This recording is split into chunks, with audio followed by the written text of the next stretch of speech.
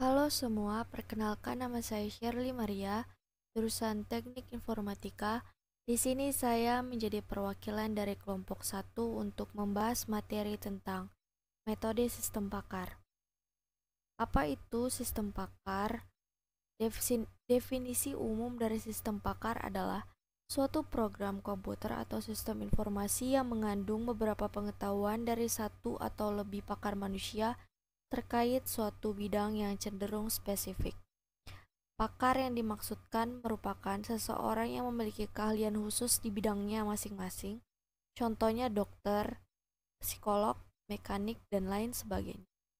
Perangkat lunak ini pertama kali dikembangkan oleh periset program kecerdasan buatan sekitar tahun 1960-an dan 1970-an, serta baru diterapkan pada tahun 1980-an. Pengertian sistem pakar menurut para ahli. Berikut ini terdapat beberapa pengertian sistem pakar menurut para ahli terdiri atas yang pertama menurut William Stubblefield and George F. Lager menjelaskan bahwa sistem pakar adalah suatu program yang dapat menirukan seorang pakar.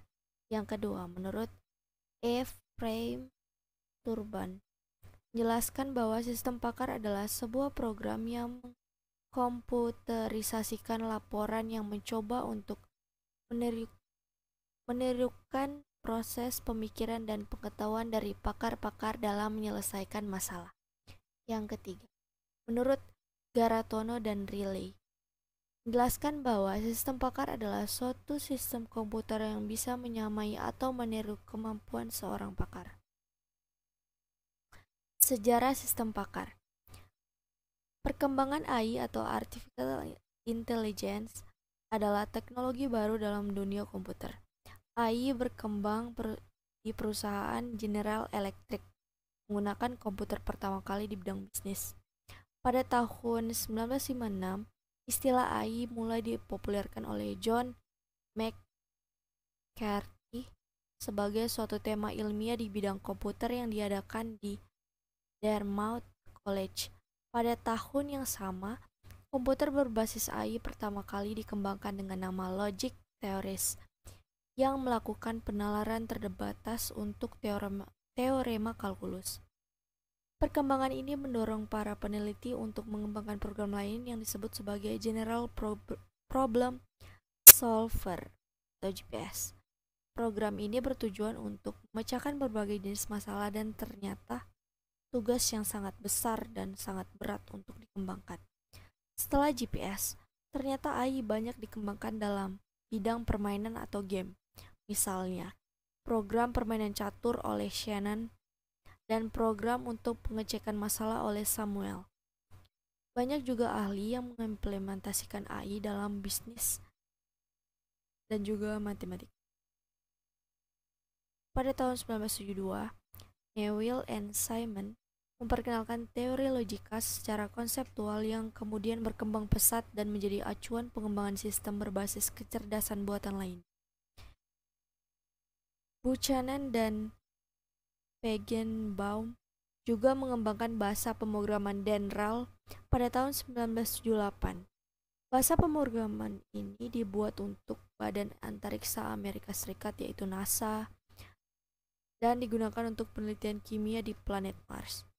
Pada tahun 1976, yaitu 2 tahun sebelum DENRAL, sebenarnya program sistem pakar sudah dikembangkan secara modern, yaitu MYCIN yang dibuat oleh Short Life dengan bahasa pemrograman LISP. Program MYCIN menyimpan kurang lebih 500 basis pengetahuan dan basis aturan untuk mendiagnosis penyakit manusia. Program ini juga mengimplementasikan metode penelusuran dan pemecahan masalah, serta mengembangkan berbagai teori penting dalam kecerdasan buatan seperti metode certainty factor, teori probabilitas, dan teorema fusi. Selanjutnya ada konsep dasar sistem pakar. Ada 6 hal yang menjadi konsep dasar dari sebuah sistem pakar, yaitu yang pertama kalian. Kalian dapat diperoleh dari pelatihan atau training, membaca atau dari pengalaman. Kalian itu meliputi fakta-fakta tentang area, teori-teori tentang area, aturan-aturan tentang apa yang harus dilakukan dalam situasi permasalahan, strategi global untuk memecahkan. Yang kedua, pakar. Sulit untuk mendefinisikan apakah yang dimaksud dengan pakar itu. Masalahnya, ada berapa banyak kalian yang harus dimiliki oleh seseorang agar dapat dikualifikasikan sebagai pakar. Namun, berikut ini dijelaskan beberapa kualifikasi yang harus dimiliki oleh seorang pakar. Yang pertama, dapat mengenal dan merumuskan. Yang kedua, dapat memecahkan masalah dengan cepat. Yang ketiga, dapat menjelaskan sesuatu. Yang keempat, dapat menentukan. Yang kelima, belajar dari pengalaman. Yang ketiga, pemindahan kalian. Tujuan dari sistem pakar adalah memindahkan kalian dari seorang pakar ke komputer dan kemudian ke manusia lain yang bukan pakar. Proses ini meliputi 4 kegiatan, yaitu yang pertama, memperoleh pengetahuan pakar. Yang kedua, merepresentasikan pengetahuan ke dalam komputer. Ketiga, mengolah pengetahuan sehingga dapat menghasilkan kesimpulan. Yang keempat, memindahkan pengetahuan ke pengguna, dan pengetahuan disimpan dalam komputer berupa komponen yang disebut dengan knowledge base. Pengetahuan ini dibedakan menjadi dua, yaitu fakta and role. Yang keempat, menarik kesimpulan. Keistimewaan dari sistem pakar adalah kemampuan nalarnya. Komputer diprogram sehingga dapat membuat kesimpulan. Pengambilan kesimpulan ini dilaksanakan dalam komponen yang disebut inference engine. Yang kelima, aturan. Kebanyakan sistem pakar adalah sistem berbasis rule. Pengetahuan disimpan dalam bentuk rule sebagai prosedur pemecahan masalah. Yang keenam, kemampuan menjelaskan. Keistimewaan lain dari sistem pakar adalah kemampuan menjelaskan dari mana asal sebuah solusi atau rekomendasi diperoleh. Selanjutnya, ciri-ciri sistem pakar. Sistem pakar memiliki ciri-ciri terdiri atas yang pertama, terbatas pada domain kalian tertentu. Yang kedua, dapat memberikan penalaran untuk data yang tidak pasti. Yang ketiga, dapat mengemukakan rangkaian alasan-alasan yang diberikan dengan cara yang bisa dipahami. Yang keempat, berdasarkan aturan atau rule tertentu. Yang kelima, dirancang untuk dapat dikembangkan secara bertahap agar bisa menghasilkan informasi yang lebih baik dan akurat. Yang keenam, pengetahuan dan mekanisme penalaran jelas terpisah. Ketujuh, keluarnya bersifat anjuran. Teori sistem pakar. Tiap-tiap orang mempunyai kalian masing-masing yang mungkin satu orang dengan yang lainnya mempunyai kalian berbeda, tergantung dari pengetahuannya masing-masing. Ada yang ahli kimia, fisika, komputer, dokter, dan lain sebagainya. Komputer dapat diprogram untuk berbuat seperti orang yang ahli dalam bidang tertentu. Komputer yang demikian dapat dijadikan seperti konsultan atau tenaga ahli di bidang tertentu yang dapat menjawab pertanyaan dan memberikan nasihat-nasihat yang dibutuhkan. Sistem demikian disebut dengan sistem pakar. Sistem ini dapat digunakan untuk bidang tertentu seperti misalnya mendeteksi penyakit, menganalisis kimia, dan lain sebagainya. Sistem pakar ini sangat berguna disebabkan masih langkanya yang berkualifikasi dalam bidang tertentu. Salah satu sistem pakar yang pertama adalah MAJSMA yang digunakan untuk tugas matematika. Sistem pakar yang lainnya diantaranya adalah MYCIN untuk MyChin untuk mendiagnosa penyakit infeksi pada darah, Caduceus untuk mendeteksi penyakit, PAF untuk mengukur fungsi dari paru-paru, Prospektor digunakan untuk memberikan nasihat dalam eksplorasi mineral, XCON yang digunakan perusahaan DEC untuk menggambarkan konfigurasi dari sistem komputer bagi para langganannya, dan RAL untuk mengidentifikasikan struktur molekul, suatu komposisi kimia, dan lain sebagainya. Untuk mengembangkan sistem pakar, harus diciptakan terlebih dahulu suatu knowledge base atau dasar pengetahuan yang dibutuhkan oleh aplikasinya. Suatu knowledge base terdiri dari kumpulan data tertentu untuk permasalahan yang spesifik dan aturan-aturan bagaimana memanipulasi data yang tersimpan tersebut. Berbeda dengan database biasa, knowledge base mungkin dapat juga terdiri dari asumsi-asumsi, kepercayaan-kepercayaan, pendugaan-pendugaan, dan metode-metode heuristik merupakan metode pemecahan masalah yang biasanya dilakukan secara trial and error atau secara rule of thumb. Untuk membuat knowledge base, perencana sistem harus bekerja sama atau meminta nasihat dari ahli di bidangnya. Orang yang menciptakan sistem pakar disebut dengan knowledge engineer. Selanjutnya ada tujuan sistem pakar. Tujuan sistem pakar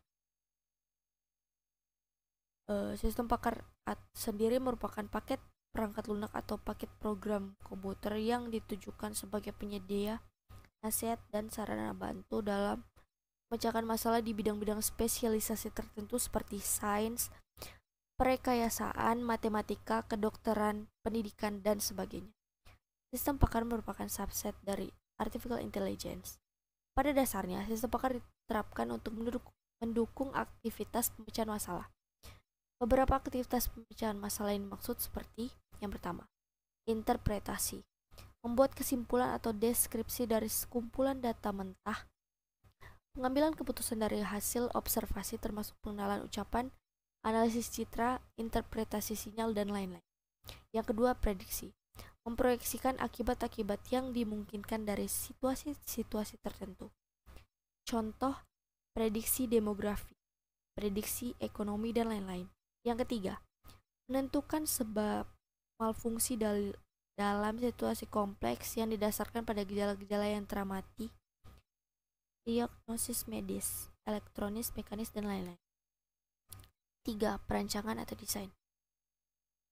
Tentukan konfigurasi komponen-komponen sistem yang cocok dengan tujuan-tujuan kinerja tertentu yang memenuhi kendala-kendala tertentu. Contoh, perancangan layout sirkuit bangunan. 4. Perencanaan. Merencanakan serangkaian tindakan yang akan mencapai sejumlah tujuan dengan kondisi awal tertentu. Contohnya perencanaan keuangan, militer, dan lain-lain. Yang kelima, monitoring. Membandingkan hasil pengamatan dengan kondisi yang diharapkan. Contoh, computer aided monitoring system. Debugging. Yang keenam, debugging. Menentukan dan menginterpretasikan cara-cara untuk mengatasi malfungsi. Contoh, memberikan resep obat terhadap kegagalan. Yang ketujuh, instruksi. Mendeteksi dan mengoreksi defisiensi dalam pemahaman domain of subject. Contoh, melakukan instruksi untuk diagnosis dan debugging. Yang ke-8, mengatur tingkah laku suatu environment yang kompleks. Contoh, melakukan kontrol terhadap interpretasi, prediksi, perbaikan, dan monitoring kelakuan sistem. Selanjutnya ada struktur sistem pakar. Sistem pakar terdiri dari dua bagian pokok, yaitu lingkungan pengembangan atau development environment dan lingkungan konsultasi atau yang disebut dengan consultation environment. Lingkungan pengembangan digunakan sebagai pengembangan sistem pakar baik dari segi pembangunan komponen maupun basis pengetahuan. Lingkungan konsultasi digunakan oleh seseorang yang bukan ahli untuk berkonsultasi. Komponen-komponen yang terdapat dari arsitektur atau struktur sistem pakar sebagai berikut. Yang pertama, antarmuka pengguna atau user interface. Antarmuka merupakan mekanisme yang digunakan oleh pengguna dan sistem pakar untuk berkomunikasi. Antarmuka menerima informasi dari pemakai dan mengubahnya ke dalam bentuk yang dapat diterima oleh sistem.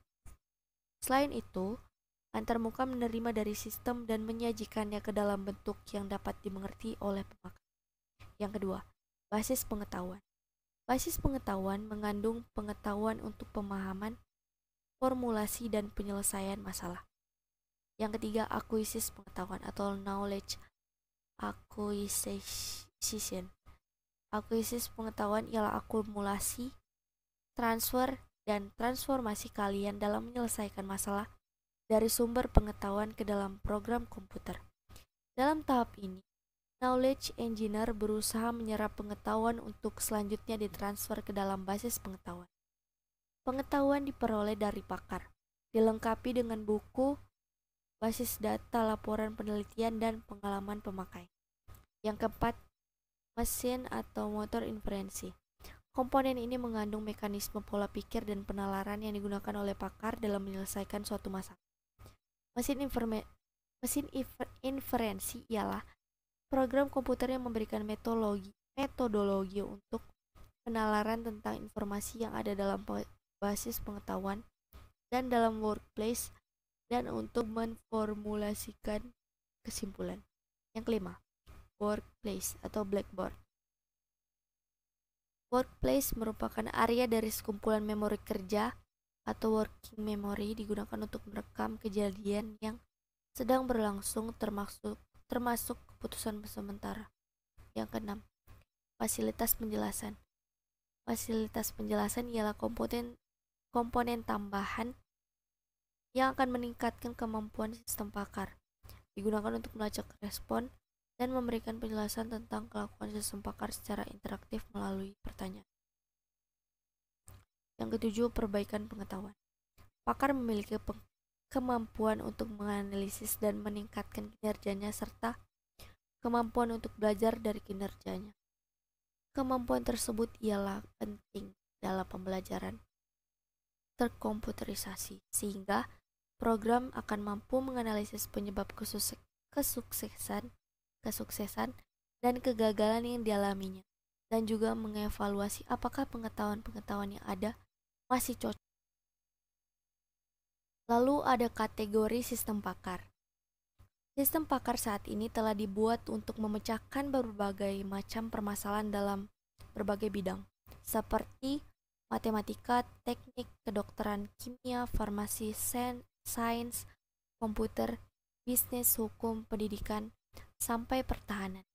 Secara umum, ada beberapa kategori dan area permasalahan sistem pakar, yaitu yang pertama, interpretasi, yaitu pengambilan keputusan atau deskripsi tingkat tinggi dari sekumpulan data mentah, termasuk diantaranya juga pengawasan, pengenalan ucapan, analisis citra, interpretasi sinyal, dan beberapa analisis. Yang kedua, proyeksi, yaitu memprediksi akibat-akibat yang dimungkinkan dari situasi-situasi tertentu, diantaranya peramalan, prediksi demografis, peramalan ekonomi, prediksi lalu lintas, estimasi hasil, militer, pemasaran, atau peramalan. Yang ketiga, diagnosis, yaitu menentukan sebab malfungsi dalam situasi kompleks yang didasarkan pada gejala-gejala yang teramati, diantaranya medis, elektronis, mekanis, dan diagnosis perangkat keras dan perangkat lunak komputer. Yang keempat, desain, yaitu menentukan konfigurasi komponen-komponen sistem yang cocok dengan tujuan-tujuan kinerja tertentu yang memenuhi kendala-kendala tertentu, diantaranya layout, sirkuit, dan perancangan. Yang kelima, perencanaan, yaitu merencanakan serangkaian tindakan yang akan dapat mencapai sejumlah tujuan dengan kondisi awal tertentu, diantaranya perencanaan keuangan, komunikasi, militer, pengembangan produk, dan routing. Yang keenam, pengawasan, yaitu membandingkan tingkah laku suatu sistem yang teramati dengan tingkah laku yang diharapkan darinya, diantaranya computer aided monitoring system. Yang ketujuh, pelacakan dan perbaikan, yaitu menentukan dan mengimplementasikan cara-cara untuk mengatasi malfungsi, diantaranya memberikan resep obat terhadap sesuatu. Yang ke-8, instruksi, yaitu mendeteksi dan mengoreksi defisiensi dalam pemahaman domain subjek, diantaranya lakukan instruksi untuk diagnosis, debugging, dan perbaikan. Yang ke-9, pengendalian, yaitu mengatur tingkah laku suatu environment yang kompleks seperti kontrol terhadap interpretasi, prediksi, perbaikan, dan monitoring kelakuan. Yang ke-10, seleksi, yaitu mengidentifikasi pilihan terbaik dari sekumpulan Yang ke-11 simulasi, yaitu pemodelan interaksi antara komponen-komponen sistem. Metode dalam sistem pakar. Terdapat beberapa metode yang digunakan dalam menggunakan sistem pakar. Di antaranya adalah sebagai berikut. Yang pertama, AHP, Analytical Hierarchy Process. AHP merupakan salah satu metode yang menerapkan sistem pakar untuk dapat mengambil keputusan dengan melakukan perbandingan antara beberapa pasangan serta kriteria yang berada dalam suatu variabel. Teknik analisis program yang digunakan adalah menggunakan variabel untuk dianalisa menjadi bentuk hierarki berdasarkan sebuah urutan. Kemudian akan dibandingkan untuk ditarik sebuah kesimpulan berdasarkan metrik yang ada guna menentukan nilai pada setiap kriteria maupun variabel yang digunakan. Yang keempat, breadth first search. BFS merupakan algoritma yang berfungsi untuk melakukan pencarian data secara luas atau melebar dalam expert system. Pada metode ini, menerapkan proses antrian untuk menyimpan informasi yang telah dianalisis sebelumnya. Selain itu, juga membutuhkan tabel boolean untuk menyimpan informasi ke dalam sebuah simpul sehingga tidak ada informasi yang dikunjungi lebih dari sekali. Yang keempat, best first search. Metode best first search ini merupakan hasil kombinasi dari metode DFS dan breadth first search yang membuat sistem pakar mampu menyajikan tampilan output dari hasil analisa variabel yang telah diproses sebelumnya. Yang keempat, DFS atau depth first search. Metode DFS juga menerapkan sistem pakar, di mana algoritma yang digunakan merupakan proses penelusuran menggunakan struktur pohon atau graf dan berpatokan pada tingkat kedalaman data. Yang kelima, penelusuran ke depan merupakan teknik penalaran yang termasuk dalam sistem pakar, yang mana diawali dari proses pencairan fakta, di mana fakta tersebut digunakan untuk menguji nilai suatu kebenaran terhadap hipotesis yang dikembangkan. Yang keenam, penelusuran ke belakang. Backward chaining ini merupakan kebalikan dari forward chaining, di mana metode ini melakukan pelacakan sistem keputusan dimulai dari tahap menarik kesimpulan pada sebuah titik penalaran. Kemudian dilanjutkan dengan penyusunan hipotesis hingga fakta yang ditemukan untuk memberikan value dan penguatan dari hasil kesimpulan. Selanjutnya, kelebihan sistem pakar. Kelebihan sistem pakar berikut merupakan beberapa kelebihan yang diperoleh dari penggunaan sistem pakar adalah: yang pertama, meningkatkan output dan produktivitas. Sistem pakar dapat bekerja lebih cepat. Yang kedua, meningkatkan kualitas. Sistem pakar menyediakan nasihat yang konsisten dan dapat mengurangi tingkat. Yang ketiga, handal atau reliability. Sistem pakar tidak lelah atau bosan, juga konsisten dalam memberi. Yang keempat, merupakan arsip yang terpercaya dari sebuah keahlian, sehingga pengguna seolah-olah berkonsultasi langsung dengan pakar, meskipun sang pakar sudah pensiun. Kelemahan sistem pakar. Selain memiliki kelebihan, sistem pakar juga memiliki kelemahan. Di antaranya adalah: yang pertama, masalah dalam mendapatkan pengetahuan, di mana pengetahuan tidak selalu bisa didapatkan dengan mudah, karena kadangkala pakar dalam masalah yang kita buat tidak ada, dan kalaupun ada, kadang-kadang pendekatan yang dimiliki oleh pakar berbeda-beda. Yang kedua, untuk membuat suatu sistem pakar yang benar-benar berkualitas tinggi sangatlah sulit dan memerlukan biaya yang sangat besar untuk pengembangannya. Yang ketiga, sistem pakar tidaklah 100% bernilai benar. Oleh karena itu, perlu diuji berulang kali secara teliti sebelum digunakan. Dalam hal ini, peran manusia tetap merupakan faktor dominan. Contoh penerapan sistem pakar. Yang pertama, penerapan expert system atau sistem pakar pada bidang medikal. Pada bidang kedokteran, sistem pakar digunakan untuk mendiagnosis penyakit sesuai dengan gejala, dan berdasarkan itu, grader dapat memberikan solusi dalam menyembuhkan penyakit tersebut.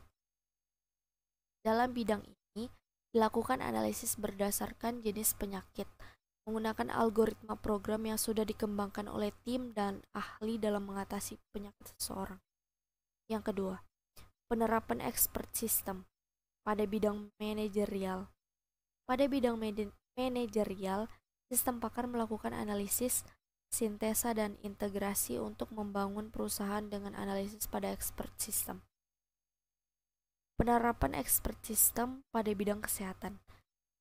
Pada bidang terapi dan farmakologi merupakan sistem yang besar dan kompleks karena sistem diharuskan untuk menganalisa penggunaan obat secara benar, tepat, dan akurat dalam tindakan medis. Yang keempat, penerapan expert system pada bidang psikologis. Pada bidang psikologis digunakan sistem pakar salah satunya untuk menganalisis gangguan pada pertumbuhan anak. Analisis yang dilakukan menggunakan certainty faktor untuk mengetahui gangguan yang terjadi pada pertumbuhan anak. Contoh program sistem pakar. Berikut ini terdapat beberapa contoh program yang menerapkan sistem pakar, yaitu yang pertama Dendral, aplikasi untuk mengidentifikasi struktur molekul pada campuran kimia yang tidak dikenal. Yang kedua MYCN, merupakan software yang dibangun untuk mendiagnosis berbagai jenis penyakit. Yang ketiga Prospektor, aplikasi yang diterapkan untuk kebutuhan pada bidang geologi. Yang keempat XCON dan Excel. Excel merupakan software digunakan untuk mengkonfigurasi sistem komputer besar.